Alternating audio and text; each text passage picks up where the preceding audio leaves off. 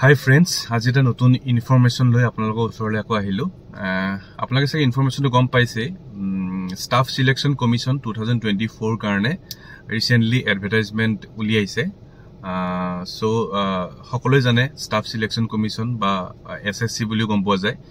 So ইয়াত বিভিন্ন ধৰণৰ গ্ৰুপ বি আৰু গ্ৰুপ সি কাৰণে ভাল পোষ্ট ওলাই। আৰু যোনটো স্যালাৰি স্ট্ৰাকচাৰ যদি আমি কম্পেয়াৰ কৰিব বিচাৰো, ইয়াৰ গ্ৰুপ বি যোনটো স্যালাৰি স্ট্ৰাকচাৰ আমাৰ স্টেট গভৰ্নমেন্টৰ গ্ৰুপ বি স্যালাৰি যোনখিনি স্ট্ৰাকচাৰ তাতকে যথেষ্ট ভাল। আৰু সেন্ট্ৰেল গভৰ্নমেন্টৰ বহুতখিনি সুবিধা পোৱা যায়। খুব ভাল যদি আমি কওঁ, ইয়াৰ জব যোনটো স্ট্ৰাকচাৰ জব প্ৰফাইলখিনি এসএসসি খুব বেছি ভাল হয়। আমাৰ অসমৰ ক্যান্ডিডেটস বা অসমৰ খুব কম বহুত বেছি পাৰ্সেন্টেজ আমি ইয়াত দেখা পোৱা নাযায় স্টাফ সিলেকশন কমিশনৰ ৰিক্ৰুটমেন্টত, বিকজ মেইন ৰিজনটো হল এৱাৰনেছটো খুব কম। এতিয়া ময়ো স্টাফ এসএসসি বিষয়ে বহুত পিছতহে গম পাইছিলো একচুৱেলি।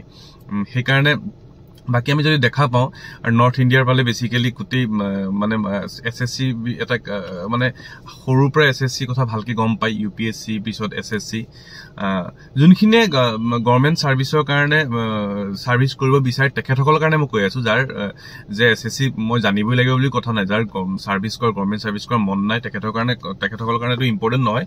আৰু যোনে গভৰ্নমেন্ট সাৰ্ভিস বিচাৰি আছে সেই সকলৰ কাৰণে গোটেইখিনি যাতে কি সেন্ট্ৰেল গভৰ্নমেন্টত কি চাকৰি ওলাই, স্টেট গভৰ্নমেন্টত কি চাকৰি ওলাই কিন্তু জনাটো খুব বেছি দৰকাৰ। এটা ইম্পৰ্টেন্ট কথাটো হল কি, এসএসসি যোনটো আমি সিজিএল বুলি কওঁ গ্ৰেজুৱেট লেভেল, স্টাফ সিলেকশন কমিশনে গ্ৰেজুৱেট লেভেলৰ কাৰণে এক্সামিনেশন কণ্ডাক্ট কৰে আৰু এটা হায়াৰ সেকেন্ডাৰী লেভেলৰ কাৰণে। এটা গ্ৰেজুৱেট লেভেলৰ কাৰণে ৰিসেন্টলি এডভাৰটাইজমেন্ট উলিয়াইছে। Online form fill up starts from 24th of June to 24th of July। খুব important point, 24th of June পৰা ষ্টাৰ্ট হৈছে, 2-3 দিনৰ আগতে, আৰু 24th of June শেষ হ'ব অনলাইন এপ্লিকেশন। আৰু টেন্টেটিভ যোনটো শিডিউল মেইনলি গ্ৰেজুৱেট লেভেল যোনটো এসএসসি এক্সামিনেশন দুটা টায়াৰত হয়, যেনেকে এপিএসসি প্ৰিলিমছ মেইনছ, তেনেকে দুটা টায়াৰত হয়। টায়াৰ 1 কম্পিউটাৰ বেসড থাকিব আৰু টায়াৰ 2 কম্পিউটাৰ বেসড হ'ব এক্সামিনেশন। আৰু গোটেই স্কিম অফ এক্সামিনেশনটো আমি ভালকে বেলেগ এটা ভিডিঅ'ত ডিসকাস কৰিম। আজি জাষ্ট মই এডভাৰটাইজমেন্টটো ওলাইছে, আপোনালোকে যাতে যাৰ আগ্ৰহ আছে তেখেতসকলৰ কাৰণে মই ভিডিঅ'টো বনাইছো আৰু তেখেতসকলে এপ্লাই কৰিব পাৰিব। ওকে, এটা থুলমূলকে মই কথা দুটামান কৈ থওঁ যে কেনেকুৱা মেইনলি সাৰ্ভিস থাকে। ইয়াত বেসিক্যালি গ্ৰুপ বি আৰু গ্ৰুপ সি সাৰ্ভিস থাকিব এসএসসি আন্ডাৰ। গ্ৰুপ বি সাৰ্ভিসত পে লেভেল দুটা থাকে। পে লেভেল 7 যোনটো 44,900 to 1,42,400 লৈকে, ঠিক আছে। তাৰ লগত এক্সট্ৰা আপোনাৰ এলাউন্স কি থাকিব।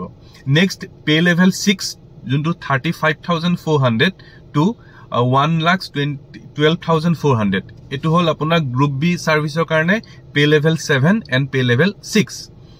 গ্ৰুপ সি সাৰ্ভিসৰ কাৰণে pay level 5 which is 29,200 to 92,300। আৰু plus next to group C কাৰণে pay level 4 25,500 to 81,100। So basically আমি দুটা বস্তু আমি চাওঁ, গ্ৰুপ বি আৰু group C. Okay, group B আৰু গ্ৰুপ সি। সো আমি এসএসসি যেতিয়া আমি এক্সামিনেশন চাওঁ গ্ৰেজুৱেট লেভেলত, সো দুটা পোষ্ট সদায় ওলাই, গ্ৰুপ বি আৰু গ্ৰুপ সি। গ্ৰুপ বি আন্ডাৰটো দুটা পেমেন্ট থাকে আৰু গ্ৰুপ সি আন্ডাৰটো দুটা পেমেন্ট থাকে। আপোনালোকে এই গোটেইখিনি বস্তু এডভাৰটাইজমেন্টটো পাব ssc.gov.in এই ওয়েবসাইটটোত আমি গোটেই বস্তুখিনি পাব। এসএসসি ৰিক্ৰুটমেন্ট বুলি মাৰিলে আপোনালোকে গম পাই যাব। সো যিমান সোনকালে পাৰে আপোনালোকে যাৰ গভৰ্নমেন্ট সাৰ্ভিস কৰা আগ্ৰহ আছে, যোনে সেন্ট্ৰেল গভৰ্নমেন্ট সাৰ্ভিস কৰাও খুব বেছি আগ্ৰহ আছে, তেখেতসকলে অতি সোনকালে ফৰ্ম ফিল আপ কৰক।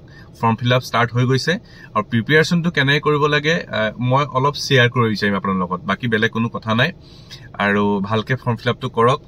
আশা কৰো অসমৰ বহুতখিনি ষ্টুডেন্ট যদি আমি সেন্ট্ৰেল সাৰ্ভিসত পাওঁ বহুত বেছি ভাল হয়, ষ্টেটখনৰ কাৰণেও ভাল হয়, আৰু আমাৰ এমপ্লয়মেন্ট যোনটো আনএমপ্লয়মেন্ট সিনিয়ৰ তাতো এটা কিছু সকাহ যোগাব পাৰে। থ্যাংক ইউ সো মাচ।